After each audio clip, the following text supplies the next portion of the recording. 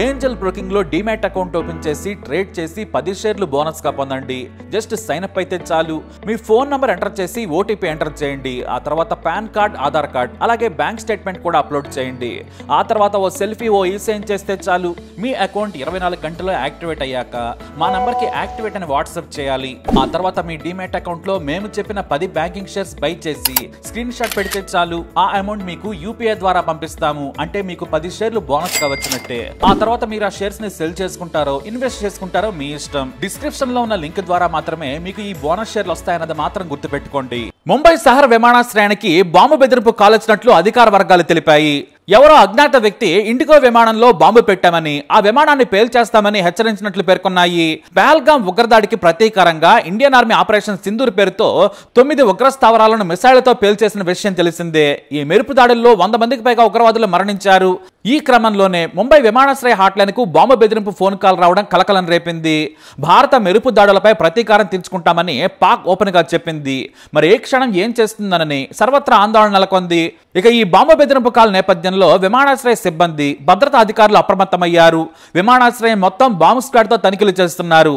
ప్రయాణికుల సేఫ్టీని దృష్టిలో పెట్టుకుని భద్రతా సంస్థలు విమానాలు పరిసర ప్రాంతాల్లో క్షుణ్ణంగా తనిఖీలు చేస్తున్నాయి. ఇప్పటి వరకు ఎలాంటి అనుమానాస్పద కదలికలు కనిపించలేదు. కానీ వారికి ఎలాంటి అవకాశం ఏమంటున్నారు అధికారులు. ఇక అనేక నగరాలకు విమాన సేవలు తాత్కాలికంగా నిలిపివేసింది. పాక్ పీఓకేలో ఉగ్ర శిబిరాలపై భారత సైన్యం దాడులు చేసిన నేపథ్యంలో air India, IndiGo, spice jet సంస్థలు తమ ప్రయాణికులకు ముందస్తు సమాచారం ఇచ్చాయి. ఈ సంస్థలు సోషల్ మీడియాలో పోస్టుల ద్వారా ప్రయాణికులకు విమానాశ్రయానికి బయలుదేరే ముందే తమ అధికారిక వెబ్సైట్లు లేదా కస్టమర్ కేర్ ద్వారా తాజా సమాచారం తెలుసుకోవాలని విజ్ఞప్తి చేశాయి. ఇక ఈ కారణంగా బికనీర్, శ్రీనగర్, జమ్మూ, అమృత్సర్, లేహ్, చండీగఢ్, ధర్మశాల వంటి అనేక నగరాలకు విమాన సేవలు తాత్కాలికంగా నిలిపివేయబడ్డాయి. ఇక ఇదిలా ఉంటే పాక్ అలర్ట్ అయింది. మన దేశ ఆస్తులను ధ్వంసం చేయడానికి సిద్ధమైంది. భారత బలగాల ఆపరేషన్ సింధూర్ చేపట్టిన నేపథ్యంలో ప్రస్తుతం దిక్కుతోచని స్థితిలో ఉంది దాయాది దేశం.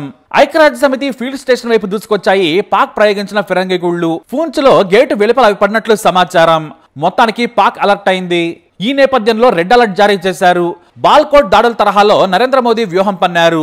దాడికి ముందు ప్రశాంత వాతావరణం ఉన్నట్లు చూపించారు భారత్. పాకిస్తాన్ ఏమరపాటుగా ఉన్న వేళ ఉగ్ర స్థావరాలపై విరుచుకుపడింది భారత సైన్యం. ఇక ఈ ఆపరేషన్ సింధూర్ పై కేంద్ర మంత్రులు, పలు రాష్ట్రాల ముఖ్యమంత్రులు, రాజకీయ నేతలు, పలువురు ప్రముఖులు సోషల్ మీడియా వేదికగా స్పందిస్తున్నారు. జై హింద్, మేరా భారత్ మహాన్ అంటూ ట్వీట్లు చేస్తున్నారు. మొత్తంగా ఆపరేషన్ సింధూర్ కి అభినందనల వెల్లువ వ్యక్తమవుతోంది. భారత్ మాతాకి జై, జై హింద్.